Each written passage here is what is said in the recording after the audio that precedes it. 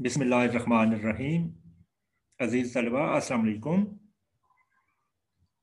اپنے سابقہ لیکچر میں ہم نے سبق شروع کیا ہوا تھا شیراز اور کنارے آب رکن آباد وغیرہ، ابن انشا کا جو سبق ہے۔ آپ کی کتاب کا صفحہ نمبر 88 ہے، 88، جہاں سے ہم نے اس کو شروع کرنا ہے 87 تک، صفحہ نمبر 87 تک ہم پڑھ چکے ہیں۔ دیکھیے سلائیڈ آپ کے سامنے ہے۔ ابھی شاید 12 کا عمل تھا اور تخت جمشید باقی تھا، ہم نے ایک سالم ٹیکسی روکی۔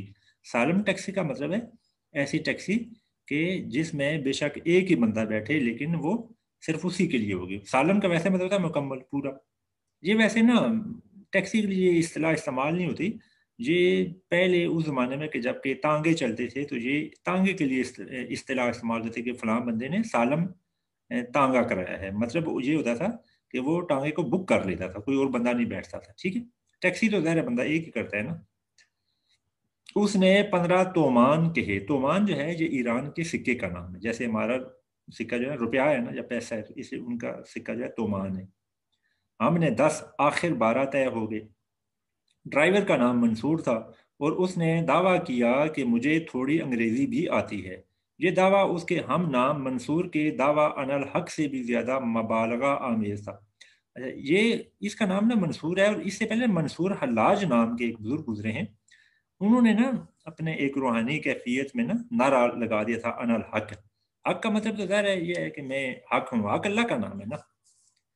تو اس نعرہ یہ جو ہے نا ان الحق کہنے کی پاداشت میں، سزا میں انہیں پھر نا پھانسی پر چڑھا دیا گیا تھا، ٹھیک ہے۔ یہ ایک سچا کریکٹر ہے، یہ جو عباسی خلفاء ہیں ان میں سے مستنصر باللہ ایک عباسی خلیفہ تھے، ان کے زمانے میں یہ تھے منصور حلاج، ٹھیک ہے، بغداد کا یہ واقعہ۔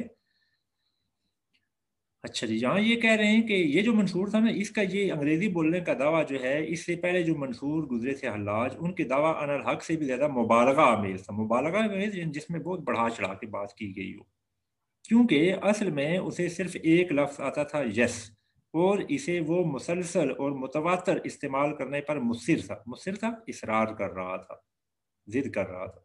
ہم فارسی میں لمبی چوڑی گفتگو کرتے تھے اور وہ یس کہہ کر فارغ ہو جاتا۔ گفتگو کم و بیش یوں رہی تھی، سوال فارسی میں، یعنی یہ آپ فارسی میں سوال کر رہے ہیں اس لیے کہ جو ابن انشا ہے انہیں فارسی آتی تھی، جیسے کہ پیچھے ہم نے ذکر بھی کیا، دیکھیں کہ انہوں نے اپنے بچپن میں گلستان بوستان پڑھی ہوئی تھی۔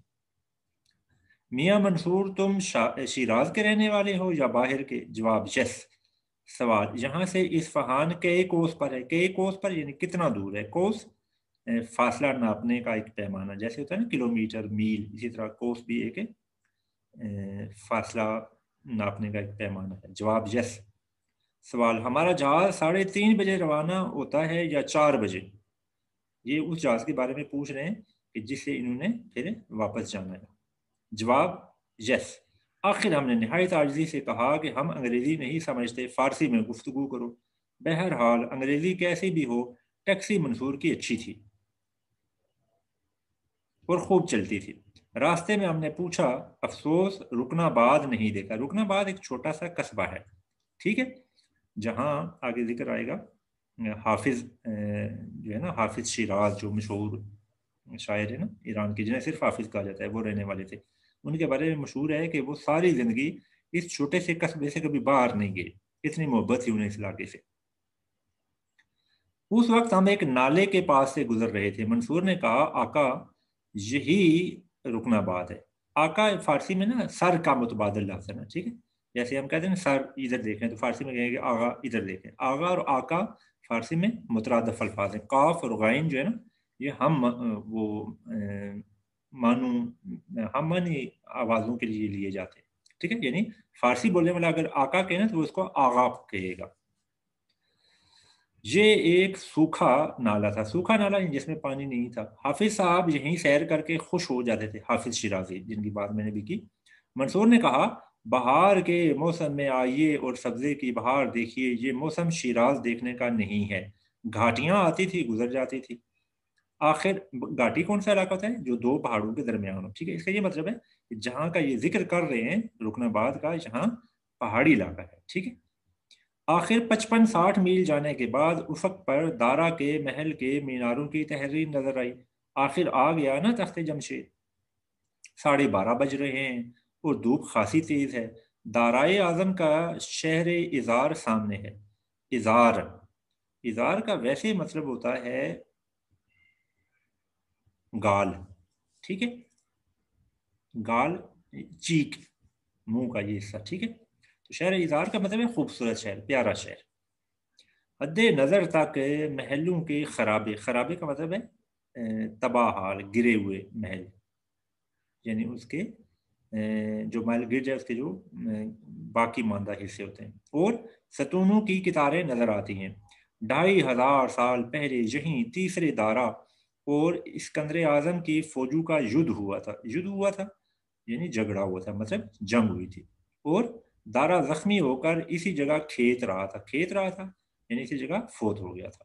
یہ دارا جو ہے نا، یہ قدیم ایرانی جو بادشاہ گزرے ہیں ان کا ایک لقب تھا، یعنی صرف ایک یہ اس نام کا بادشاہ نہیں تھا بلکہ اس نام سے کئی بادشاہ گزرے، اسی لیے انہوں نے یہاں لکھا ہے کہ تیسرے دارا جو ہے اس کا نا آمنا سامنا جو ہے اسکندر اعظم سے ہوا تھا۔ جہاں اب پیپسی کولا کا سٹال ہے، ٹھیک ہے، اب ظاہر مصنف جب اب سیر کر رہا ہے تو یہ اس جگہ کو کہہ رہے ہیں کہ نا یہاں جہاں پیپسی کولا کا سٹال ہے اس جگہ، اس میدان میں ان کی لڑائی ہوئی تھی اور دارا ادھر کے ہی گر کر مر گیا تھا۔ پیپسی کولا تو ایک طرف ہے، اس وقت اس غریب کے منہ میں کوئی پانی چوانے والا بھی نہ تھا۔ پانی چوانے کا مطلب ہے منہ میں پانی ٹپکانا۔ یہ دیکھیں یہ لفظ نا پنجابی میں ہم بول رہے ہیں، تو پیچھے ہم نے تعارف میں پڑھا نا کہ ابن انشا بولے بسرے الفاظ اور مختلف زبانوں کے الفاظ بڑی خوبصورتی سے نا اپنی تحریر میں استعمال کرتے ہیں۔ دیکھیں یہ جو امریکی ایمبولینس جہاں کھڑی ہے بہت بعد میں پہنچی، اور شیراز کا مشہور نوازی ہسپتال بھی کوئی 2500 سال دیر سے بنا۔ یہ باتیں نا وہ مذاقن کر رہے ہیں، ٹھیک ہے، طنزاً ہے نا، وہ تو قبل مسیح کی جو بات ہے نا، اسکندر اعظم تو قبل مسیح میں دیکھیں فوت ہے۔ قبل مسیح کا مطلب ہے حضرت عیسیٰ علیہ السلام کی پیدائش سے پہلے کے جو سال تھے۔ تو آپ دیکھیں یہ تو امریکہ اور اس کے ایمبولینس اور یہ پیپسی کولا یہ تو اب کی باتیں ہیں نا، موجودہ دور کی، جب یہ مصنف وہاں گیا تو وہ تو پرانی باتیں ہیں جب وہ وہاں گرا تھا اور اسی طرح بغیر پانی پیے اس کو وہاں مرنا پڑا۔ دارا سے بھی ہماری ملاقات پرانی ہے۔ اس زمانے میں ہم اسکول کی ابتدائی جماعتوں میں پڑھتے تھے۔ اسکندر اعظم کے ہاتھوں دارا کی شکست اور تباہی کا حال پڑھ کر چنداں افسوس نہ ہوا تھا، چنداں ذرا بھی، کچھ بھی، کیونکہ اسکندر اعظم کو ہم مسلمان سمجھتے تھے۔ اسکندر اعظم پر ہی کیا موقوف ہے، جتنے ناموں میں فے، قاف، غین، زوئے وغیرہ نظر آئیں وہ ہندو تو بہرحال نہیں ہو سکتے تھے۔ مثلا فیلکوس، ارسطو، افلاطون، فیثاغورس، سقراط، بکرات، یہ سارے پرانے فلاسفر ہیں اور ان میں سے کوئی بھی مسلمان نہیں ہے۔ یہ بات نا یہ یہاں تنظن کر رہے ہیں ہمارے ان لوگوں کے لیے کہ جو ان ناموں کو دیکھ کے یہ سمجھتے ہیں کہ یہ بھی مسلمان ہی ہوئے ہوں گے۔ اور ان دنوں ہمارے نزدیک قومیں فقط دو تھیں، ہندو اور مسلمان۔ یہ تحریک پاکستان چل رہی تھی نا، ظاہر ہے، تو اس وقت نا ہندوستان میں گویا دو قوموں کا سفر تھا، دو قومی نظریے والی جو بات ہے۔ افسوس ہوتا تھا کہ اسکندر دریائے بیاس کے مغربی کنارے سے کیوں لوٹ گیا، ہمارا گاؤں بیاس کے مشرق میں کوئی زیادہ دور تھوڑی تھا۔ اے آمدنت باعث آبادی ماں، یہ نا جو جملہ ہے نا یہ فارسی میں لوگ اس وقت کہتے ہیں کہ جب کسی کو ویلکم کہتے ہیں نا، خوش آمدید کہتے ہیں، کہتے ہیں کہ اے آنے والے، تمہارا آنا ہمارے لیے بہت اچھا ہے، تمہاری وجہ سے ہی یہ ہماری آبادی میں رونق پیدا ہوئی ہے، ہماری اس ملک میں، ہمارے اس علاقے میں رونق پیدا ہوئی ہے، ٹھیک۔ تو یہ بیاس کا ذکر یہاں کیوں ہے؟ اس لیے کہ اسکندر کے بارے میں یہ مشہور ہے کہ وہ علاقوں پہ علاقے فتح کرتا ہوا جب ہندوستان میں یہاں آیا، یہ جیلم کے پاس نا، دریا بیاس کے پاس، تو گجرات کے پاس، سوری جیلم سے آگے ہے نا بیاس، تو وہاں دریا بیاس کے کنارے اس کو ملیریا ہو گیا یا کوئی ایسی بیماری ہوگی جس کی وجہ سے یہ وہیں فوت ہو گیا، اور اس کی لاش پھر اس کے سپاہی واپس یونان لے گئے، ٹھیک ہے۔ یہ اس لیے نا یہ مذاقن یہ بات کہہ رہے ہیں کہ اچھا یہ اتفاق ایسا ہے کہ یہاں دریا بیاس کے پاس ہی نا یہیں ابن انشا کا گاؤں ہے، تو یہ کہہ رہے ہیں کہ یہ ہمارے گاؤں میں بھی آتا، تھوڑی رونق مہلا ہوتا۔ یہ جو چٹانوں کا سلسلہ تخت جمشید کے پس منظر میں نظر آتا ہے کوہ رامت کہلاتا ہے، پہاڑ کا نام ہے کوہ رامت۔ تخت جمشید کو جمشید کیوں کہتے ہیں؟ کوہ رامت میں رحمت کی کیا بات ہے؟ اور وہ جو ہم نقش رستم دیکھنے جائیں گے اس سے رستم کا کیا تعلق ہے، یہ کوئی نہیں بتا سکتا۔ यहीं के ही तख्ते जमशेद से 100 साल पहले फिरोज आजम का बिना करदा यानी बनाया हुआ शहर पाजरगाद था, और इन्हीं नवाहात में उस तखर की आबादी थी। उस तखर तो अहद इस्लाम में कई सदियों तक मशहूर रहा। उस तखर वैसे चट्टान को कहते हैं, ठीक है, बड़ी चट्टान, बुलंद चट्टान। अब ये तीनों शहर महज खराबे हैं, खराबे यानी बर्बाद शुदा उनकी ना हालत में मौजूद है। ये शहर खा गई किसकी नज़र किसे मालूम। खंडरात की कुर्सी जमीन से कोई 30-40 फुट ऊंची है। कुर्सी का मतलब है स्टेज, जगह जहां वो खंडरात मौजूद है, और उस पर चढ़ने के लिए चौड़ी सीढ़ियों का सिलसिला है। इन सीढ़ियों पर घोड़े माँ सवारों के टापे मारते चढ़ते थे। लीजिए, अब मुसत्ता मैदान है। मुसत्ता यानी हमवार, एक जैसा। बहुत से महलों में तो मीनारों के फकत ठूंठ बाकी हैं। ठूंठ का मतलब होता है पौधे का वो हिस्सा कि जो काटने के बाद ना जमीन पर बाकी रह जाए। खास तौर पर जैसे मकई होती है, मकई हम काट देते हैं ना ऊपर से, जो वो खेत में छोटे छोटे उसके हिस्से रह जाएंगे जड़ें वाले, उसको ठूंठ कहा जाएगा। या कोई बड़ा पौधा अगर काटें तो उसको इस तरह काटें कि वो ऊपर से तो काट दें लेकिन नीचे से कोई फुट या इससे थोड़ा रह जाए तो कहेंगे कि फलां दरख्त का ठूंठ बाकी है।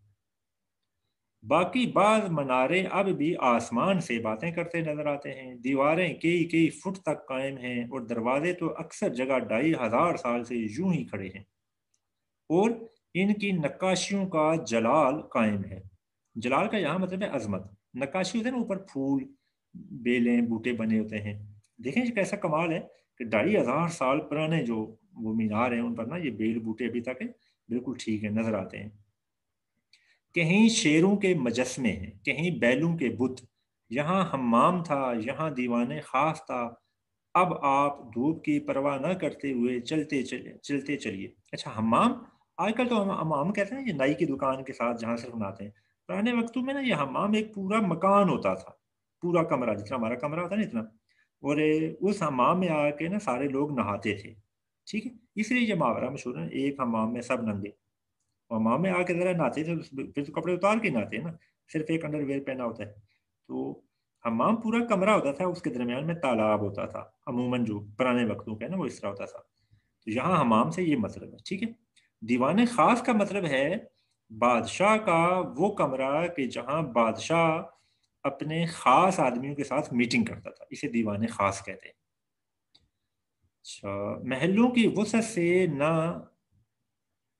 अगला सवाल, ना घबराइए, आखिर बनाने वाले अपने जमाने के जहां पनाह थे। जहां पनाह का लफ्ज़ी मतलब होता है दुनिया को छुपाने वाले, यानी बादशाह, बड़े अजमत और रोब दबदबे वाले बादशाह। उस जमाने में आपको कौन यहाँ घुसने देता। जाहिर है जब बादशाह का महल जहाँ था तो महल में तो ऐरा गैरा तो नहीं जा सकता, जैसे कि अब लोग वहां सैरो सयाहत के लिए जा रहे हैं।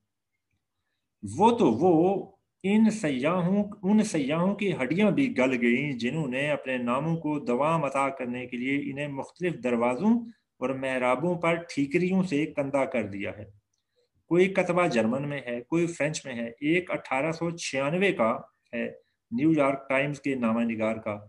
एक की तारीख 1858 है, एक 1836 का भी है। सहनों सेंचियों ऐवानों में से गुजरते हुए एक म्यूजियम में पहुंचे। अच्छा, ये जो कतबे हैं ना, ये मुख्तलिफ लोग जाते हैं ना सैरो सयाहत के लिए, तो बाद लोगों को शौक होता है वो अपने नाम का ना छोटा सा एक नेम प्लेट जैसे होती है ना, ऐसे लिख के अपना नाम, अपने वतन का नाम और तारीख लिख कर ना उस जगह मेख से ना ठोक देते हैं, ताकि बाद में कोई आने वाला देखे तो उसे पता चले कि फलां वक्त में कोई यहाँ इस नाम का सयाह आया था। तो अब देखें ना, ये तो 2500 साल तो पुराने ये महलात हैं, और ये जो लोग गुजरे हैं इनको बिना मरे हुए कोई 100 साल होने वाले हैं, ठीक है। बल्कि 70-80 साल होने वाले हैं जब ये मुसन्निफ वहां गया है। ये 1836 वाला तो खैर ना 100 साल कर ही गया था जहर है। अब मुसन्निफ जो है ये 1950 के बाद गया, 1960-70 में। तो उस साल ये भी देखें, ये भी सेंचुरी कर गया था, ये अलबत्ता सेंचुरी से जरा कम था। छोटा सा म्यूजियम है क्योंकि यहाँ के आसार कुछ तेहरान चले गए, कुछ अपने आबा की किताबों की तरह लंदन और पेरिस में। ये जो है ना आबा की किताबों की तरह का जो है ना इशारा असल में अल्लामा इकबाल के उस शेर की तरफ है जिसमें अल्लामा इकबाल ने कहा था कि जो हमारे आबा अजदाद की किताबें हैं वो लंदन के अजायब घरों में पहुंच गई हैं, ठीक है। کتابیں اپنے آبا کی جو دیکھیں ان کو یورپ میں جو دل ہوتا ہے سی پارا وہ والا شعر. یہ پہلے فرسٹ میں شامل تھی علامہ اقبال کی نظم، اب ختم، اب اس میں سے نکل گئی ہے. آبا کا مطلب ہے آبا و اجداد، بزرگ بڑے. تخت جمشید کے میوزیم میں زیادہ تر چھوٹے بڑے مٹکے مٹکیاں ہیں، جلی ہوئی لکڑی کے کچھ ٹکڑے بھی، کیونکہ آخر سارا محل آگ کے سپرد کر دیا گیا تھا. تخت جمشید میں سب سے رفیع الشان محل تو دارا کا ہے. رفیع الشان بہت بڑی شان والا، عظیم، خوبصورت. دوسرے نمبر پر اس کے جان نشین خرخشاش اول کا صد ستون محل. اس کا نام اپادانہ ہے، جس کو داریوش دارا اول نے تعمیر شروع کیا. ٹھیک ہے، اب داریوش اس کا اصل نام ہے، اور دارا اول اس نے اپنا ٹائٹل نا دارا رکھا تھا، جہاں سے یہ پھر دارا کی سیریز شروع ہوتی ہے، اور اس کے بیٹے نے مکمل کیا. یاد رہے کہ اسکندر سے لڑتے ہوئے جو شہنشاہ مارا گیا وہ دارا نام کا تیسرا بادشاہ تھا، یعنی یہ نہیں تھا داریوش. ٹھیک ہے. اسی طرح کئی بہرام ہوئے ہیں اور کئی خرخشاش، یہ بھی نا خرخشاش اور بہرام بھی ان کے لقب کے طور پر مشہور تھے. مختلف بادشاہوں نے اپنے نام کے ساتھ یہ لگایا، یعنی اصل نام کچھ اور زیادہ ساتھ یہ لگا دیتے. یہ بالکل ایسے ہی ہے جیسے پرانے وقتوں میں نا روم کے بادشاہ اپنے نام کے ساتھ کیسر لگاتے تھے. ٹھیک ہے، کیسر فلاں کیسر فلاں کیسر فلاں، ایسے ہی ان کے یہاں یہ رواج تھا. اپاداما کے 13 ستون ابھی باقی ہیں، اور محل کے مشرقی زینے پر شاہ معظم کی خدمت میں 28 قوموں کے لوگوں کو نظریں لاتے دکھایا گیا. نظریں تحفے تحائف. اس کے پہلو میں دارا کا پرائیویٹ محل جو تکارا کہلاتا ہے، اور اس کے دروازے پر شاہ کے ایک عفریت سے لڑنے اور اس کے سر میں تلوار بھونکنے کی تصویر مرتسم ہے. عفریت بلا یا ڈریگن، ٹھیک ہے، بڑا سانپ، اس سے، اور اس کے سر میں تلوار بھونکنے کا مطلب ہے اس کے سر میں تلوار مارنا. بادشاہ کی داڑھی اور کپڑوں میں جواہرات ٹکے تھے، اب فقط سوراخ باقی ہے. یعنی جو اصل تصویر ہے اس میں کیا تھا، جواہرات لگے ہوئے تھے. پھر کیا ہوا، ظاہر ہے جب یہ ساری چیزیں گر گئی، محل گر گیا، تو لوگوں نے وہ جواہرات وہاں سے نکال لیے، تو اب وہاں دیواروں میں سوراخ رہ گئے. اس طرح ایک نجی محل خرخشاش اول کا بھی، پھر ایک ملکہ کا محل جس میں خدام اور لونڈیوں کے لیے حجرے ہیں. جو عمارت میوزیم کی ہے وہ پہلے استقبال گاہ تھی. استقبال کا جیسے آج کل ہوتا ہے نا، کسی بھی ہمارا وہ جو بڑی بلڈنگ میں نا اس میں جائیں کہتے ہیں استقبالیہ پر جائیں، ریسپشن. نقش رستم تخت جمشید سے 4-6 میل آگے ہے. ہم نے جی میں سوچ لیا تھا کہ وہاں جانے کے 2-4 تومان ڈرائیور کو اور دے دیں گے. اچھا، اب انہوں نے دیکھے نا شروع میں جو طے کیا نا اس سے منصور سے کرایا، وہ صرف ایک ڈیسٹینیشن تک کے لیے، ایک مقام تک کے لیے، باقی اس سے پھر بات نہیں کی کہ بھائی وہاں جائیں گے تو تم کتنا لوگے. بس انہوں نے اپنے دل میں سوچ لیا کہ اتنے ہی پیسے بنتے ہیں. اچھا، اس کا کیا نقصان ہوا، آخر میں جا کے اس نے جھگڑا کر دیا اور اپنے جتنا وہ کہہ رہا تھا اتنا ہی اس نے پھر پیسے دیے. ہم نے کہا میاں منصور چلو، نقش رستم کے نقوش تو سڑک پر ہی سے نظر آ جاتے ہیں، باقی رہے دیوار میں بنے ہوئے حجروں میں تابوت، ان کے دیکھنے میں 5-10 منٹ لگیں گے. ان حجروں کے دہانے سڑک سے کچھ 100 فٹ سے زیادہ اونچے ہوں گے. دہانہ منہ. پرانی تحریروں کے اگلا صفحہ جی، صفحہ نمبر 91 کے مطابق وہاں تک رسوں سے چڑھتے تھے. تابوت بھی یوں ہی کھینچے گئے تھے. اب ایک تنگ گول زینہ لوہے کا لگا دیا گیا ہے. ان مقبروں اور تابوتوں کا حصہ بہت تنگ و تاریک ہے، پہاڑ کو اندر سے کھود کر بنایا گیا ہے. باہر سڑک کے رخ کی تصویریں اور کتبے ساسانی بادشاہ ارد شیر کے ہیں، یعنی 3 صدی عیسوی کے. ایک جگہ بہرام دربار لگائے ہوئے ہے. ان تابوتوں میں ایک تو داریوش اول کا بیان کیا جاتا ہے، دوسرے کے متعلق قیاسات اور اختلافات ہیں. لیجئے صاحب، جو شہر صدیوں میں بسے اور اسکندر کو آ کر ڈھانے پڑے ہم نے 2.5 گھنٹے میں دیکھ لیے. اب پھر ہم تھے اور شیراز کی سڑک جس پر منصور کی ٹیکسی 60 میل کی رفتار سے فراٹے برتی جا رہی تھی. اچھا، یہ جو انہوں نے کہا ہے نا، اس میں ایک ہلکا سا تند ہے. شہر جو ہے وہ آسانی سے نہیں بستے، لیکن جب اسے کوئی گرانے والا آتا ہے تو بہت کم عرصے میں نا وہ سارے شہر کو تباہ و برباد کر کے نا چلا جاتا ہے. میر تقی میر کا نا شعر ہے نا کہ بستی بسنا کھیل نہیں، بستے بستے بستی ہے. ٹھیک ہے، تو یہ شعر کا ایک مصرع ہے نا میر تقی میر کے شعر کا. تو ظاہر ہے بستیاں جو ہیں وہ بڑے لمبا عرصہ گزرتا ہے، پہلے 2 بندے آ کے رہتے ہیں، پھر 3، پھر 4، پھر یوں ہی کرتے کرتے نا وہاں پورا شہر بن جاتا ہے۔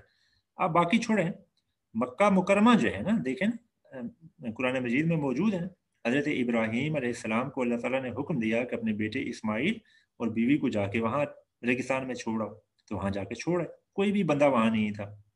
تو پھر دیکھیں ان کی وجہ سے جب وہاں آب زمزم نکل آیا تو ان کو دیکھ کے وہاں ایک اور قافلہ نکلا، پھر قافلے والوں نے ان سے اجازت لی کہ ہم یہاں رہنا چاہتے ہیں، پھر وہاں ایک بستی بن گئی۔ پھر بعد میں حضرت ابراہیم اور حضرت اسماعیل علیہ السلام نے اللہ تعالیٰ کا گھر یعنی خانہ کعبہ تعمیر کیا۔ اب دیکھیں خانہ کعبہ شریف کے گرد جو مکہ مکرمہ ہے وہ کتنا خوبصورت شہر ہے، کوئی سوچ سکتا ہے کہ اس طرح بنا ہے؟ شہر تو ایسے ہی بنتی ہے نا۔ تو یہاں یہ مصنف کے کہنے کا یہ مقصد ہے کہ شہر جو ہے یا بستی جو ہے وہ کئی 100 سال لگتے ہیں، بستی ہے، لیکن اس کو گرانے والا، تباہ و برباد کرنے والا آ کے اس کو فوراً گرا دیا، جیسے کہ اسکندر نے جا کے اس کو شہر کو تباہ و برباد کر دیا۔ خیر، ہم نے اپنے جی ہی جی میں حساب جوڑا 12 تومان تخت جمشید تک، وہ جیسا کہ رستے میں طے ہو گیا تھا 10 تومان، واپسی کے کل 22، نقش رستم تک جانے کے 2 3 4 5 سمجھ لیجئے، شہر سے ہوائی اڈا دور نہیں، 2 3 اس کے بھی، گویا 30 تومان۔ چلیے منصور بھی خوش ہو جائے گا، لیکن من درچے خیالم و فلک درچے خیال، یہ فارسی کا محاورہ ہے کہ میں کیا سوچ رہا ہوں اور میرے بارے میں آسمان کیا سوچتا ہے۔ آسمان سے مراد ہے مقدر، کہ میری تقدیر میں کیا لکھا ہے، میں کیا سوچتا ہوں اور میری تقدیر میں میرے بارے میں کیا لکھا ہوا ہے۔ اب دیکھیں ان کے ساتھ ہوتا کہ آگے میں اس کا ذکر یہ کر رہے ہیں خود ہی۔ تخت جمشید سے واپسی پر شیراز کی سڑک پر فراٹے بھرتے ہوئے حافظ و سعدی کے ذکر لطیف میں بات سے بات نکالتے ہوئے منصور نے کہا، آپ مجھے کتنے پیسے دیں گے؟ ہم نے کہا برادر بے جان برابر۔ برادر بے جان برابر کہ تم میرے بھائی ہو، میری جان کے برابر ہو، کوئی بے اعتباری ہے کیا؟ تمہیں خوش کر دیں گے۔ بولے نہیں، یہ بات تو نہیں، یہ ٹیکسی ہی آپ کی ہے، آئندہ جب کبھی جناب عالی شیراز تشریف لائیں تو اس خانہ زاد منصور کو یاد رکھیں۔ خانہ زاد کا مطلب ہے وہ آدمی کہ جو ایک ہی گھر میں اکٹھے پیدا ہوئے ہوں، جیسے بہن بھائی، ٹھیک ہے؟ یعنی دیکھیں نا اس نے کیسی خاکساری اور عاجزی کا اظہار کیا۔ آگے دیکھیں وہ کرتا گیا ان کے ساتھ، اس ناچیز کے ہوتے کسی اور سے آپ خدمت لیں گے تو میرا دل توڑیں گے۔ ہم نے کہا واہ، یہ کبھی ہو سکتا ہے؟ ایئرپورٹ پر پہنچے کر ہم نے 22 یا 25 کی بجائے جو ان کا حق ہوتا تھا 30 تومان منصور صاحب کی مٹھی میں دے دیے۔ بولے یہ کیا، یہ 30 ہیں، اتنے تو میں نہیں لوں گا۔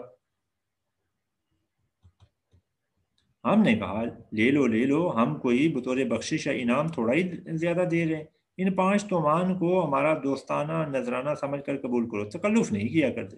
لیکن منصور صاحب ناک منہ چڑھا کر بولے جناب 35 سے 1 تومان کم نہ لوں گا۔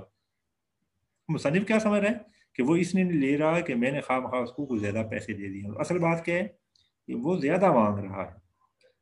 اب دیکھیں ان کا حساب کتاب شروع ہوتا ہے۔ 35 وہ کیسے؟ ہم نے پوچھا۔ 12 جمع 10 تو 22 بنے، تھوڑا اوپر لگا لو 25 ہو گئے۔ چلو 2 اور صحیح، لیکن 35 کیسے؟ بہت سی فارسی بول کر فرمایا حساب کو چھوڑیے 35 ہی ہوتے ہیں، ٹھیک ہے؟ یعنی اس نے بڑی تیز فارسی کے ساتھ بولی اور کہا کہ کل 35 روپے بنتے ہیں، آپ چھوڑیں حساب کتاب کو۔ ہم ٹیکسی سے نکل چکے تھے، لیکن وہ بھلا مانوس جو تھوڑی دیر پہلے تک خانہ زاد بنتا تھا رستہ روک کر کھڑا ہو گیا۔ جناب 35 دیجئے 35۔ اچھا ان کا یہ خیال تھا کہ جیسے ٹیکسی والے ہوتے ہیں نا، راضی ہو جائے گا، چپ کر کے چلا جائے گا، تو وہ ان کے آگے ہی کھڑا ہو گیا۔ یہ لفظ ہے نا بلا مانوس، میں نے کہا ہے، آپ اس کو کیا پڑھتے ہیں؟ بلا مانس، مانس نہیں ہوتا، اصل لفظ کا مانوس ہی ہے۔ مانوس کا ویسے مطلب ہوتا ہے جانور، بلا مانوس کا مطلب ہوتا ہے وہ جانور کہ جو دوسری کی بھلائی سوچے، یعنی اچھا آدمی، شریف آدمی۔ تو ویسے اردو میں عام طور پر لوگ اس کو ماس پڑھتے ہیں، بلا ماس، ماس نہیں ہوتا، مانوس ہے، نون کے اوپر پیش آتے، بلا مانوس۔ اب ہوائی اڈے کے حمال اور دوسرے بے فکرے تماشائی آن جمع ہوئے۔ حمال کلی، اور بے فکرے جو ایسے ہی نہ بیٹھے ہوئے کسی کو چھوڑنے آئے ہیں یا کسی کو لینے آئے۔ وہ ظاہر ہے 2 آدمیوں میں ذرا نا کوئی جھگڑا شگڑا ہوتا، آپ نے دیکھا نا کیسے لوگ اکٹھے ہو جاتے ہیں کہ چلو تماشا دیکھیں، تو ایسے لوگ جمع ہونا شروع ہو گئے۔ ان سے فریاد یا استغاثہ کیا کرتے؟ منصور ہم سے اچھی اور تیز فارسی بولتا تھا، ممکن ہے ہم مقدمہ جیت بھی جاتے، لیکن اصفہان کا جہاز ضرور چھوٹ جاتا، ٹھیک ہے؟ فریاد کرنا، کسی کے سامنے اپنی بات रोते हुए पेश करना। इस्तिगासा का मतलब होता है किसी से मदद तलब करना। बस हमने कहा लो मियाँ 35 तोबान कुर्बानत शवम। कुर्बानत शवम का मतलब है कि तुम्हारे सदके, तुम पर कुर्बान जाऊं। तुम तो कहते थे टैक्सी आपकी है। मंसूर ने ना हमारे सलाम का जवाब दिया और ना कोई और बात की। टैक्सी ले, ये जा वो जा। ये उनकी किताब है इब्ने बतूता के ताक़ुब में, उनका सफ़रनामा है, उसमें से ये सबक मुंतखब किया है। तो ये हमारा सबक था। अच्छा, आपने देखा कैसी दिलचस्प ज़ुबान में और कैसे खूबसूरत अल्फाज ना वो इस्तेमाल करते हैं अपनी बात में। अच्छा, अब आप देखें इसमें ख़ास बात ये भी है, ये ईरान गए हुए हैं, ईरान की जो सरकारी ज़ुबान है वो है फ़ारसी, लोग भी फ़ारसी बोलते हैं। तो अब आप देखें इस जो हमारे सामने सबक है इसमें देखें ना कि फ़ारसी के अल्फाज भी उन्होंने बग़ैर ये जतलाए या बताए कि मैं फ़ारसी बोल रहा हूँ, उन्होंने कैसे ना फ़ारसी के अल्फाज इस्तेमाल किए, जैसे ये हो गया, जैसे ऊपर उन्होंने शेख सादी का शेर इस्तेमाल किया था, फिर और इस तरह की बीच बीच में चीज़ें। तो इसी तरह इब्ने इंशा को ना बड़ी ग्रिप हासिल थी लिखने पर ना, कि वो जिस तरह की सिचुएशन बयान करना चाहें, लिखना चाहें, वो बड़ी ना रवानी से उस तरह की चीज़ें लिख लेते थे। अच्छा जी, इसके बाद मश्क आ जाती है। मश्क अभी देख लेते हैं, मैं स्लाइड्स है आपसे फिर अगले लेक्चर में शेयर करूँगा। आप सिर्फ ये देख लें कि इसमें सवाल क्या क्या है। ये जो सवाल है इन सब के स्लाइड में जवाबात मौजूद होंगे। और ये जो है ना दूसरा सवाल, जुमलों की वजाहत करें, ये मैंने पहले कहा था, ये पेपर में भी आ जाते हैं कभी कभी, लेकिन ये असल में इस तरह है कि इसकी तशरीह करना मुश्किल नहीं है। मसलन ये थोड़ा थोड़ा आपको पता होना चाहिए कि ये इसका ना बैकग्राउंड क्या है, जुमला कहाँ इस्तेमाल हुआ है, तो बड़े आराम से आप ना इसकी वजाहत कर देते हैं। मसलन ये जुमला, न ज़ुबान से इलाका, न अदब व तहज़ीब से निस्बत, एक कैमरा लटकाया, मेम को साथ लिया, जहाँ की तारीफ सुनी उधर सुधारे। ये जुमला इब्ने इंशा ने अमेरिका में उस वक्त बोला था कि जब वो उन्होंने अमेरिका में ना सॉरी ईरान में कुछ अमेरिकी टूरिस्टों को घूमते फिरते देखा। तो उन्होंने क्या कहा कि ना तो इनको फारसी आती है, ना इनकी ये कल्चर और तहजीब है, फिर भी देखें एक कैमरा लेके और अपनी बीवी को साथ लेके ना यहाँ पहुंच जाते हैं, पता नहीं इन्हें यहाँ क्या मिलता है। तो ये इस तरह के ना ये जुमले हैं। तो ये इनकी तशरीह का ये मतलब होता है कि आप थोड़ी वजाहत कर दें कि ये जुमला कहाँ इस्तेमाल हुआ था। अच्छा, इसको इसलिए मैंने स्लाइड में नहीं लिखा कि ये आसान है, आप खुद कर लेंगे। इमदादी फेल जो है ये मैं अभी आपके साथ शेयर कर दूंगा। ये से पहले ना दूसरे तीसरे सबक में जो हमने पढ़ा है ना शुरू से, उसमें ये इमदादी फेल आता था। खैर अब मैं दोबारा इसको दोहरा दूंगा उधर से। फिर है अल्फाज जुमलों, अल्फाज और तरक्की को इस जुमले में इस्तेमाल करें कि उनका मफहूम वाज़ेह हो जाए। ये अल्फाज जुमले आपको स्लाइड में मिल जाएंगे। और सफ़रनामे की तारीफ़ करें, उनके फ़नी लवाज़मात लिखें। ये जो सफ़रनामे की तारीफ़ है ये मैंने इसलिए नहीं लिखी कि जो आपका अगला सबक है ना इससे रोम जिंदा शहर मुर्दा शहर, उसके आखिर में सफ़रनामे की तारीफ़ मौजूद है, आपने वहाँ से दे के इसको याद कर लेना है, वो ठीक है, मुनासिब तारीफ़, ठीक है। अच्छा भाई, अब आज का लेक्चर यहाँ ख़त्म करते हैं। इंशाल्लाह अगले लेक्चर में हम इसकी मश्क से इब्तिदा करेंगे और फिर अपने अगले सबक की तरफ बढ़ेंगे। तब तक के लिए खुदा हाफिज़।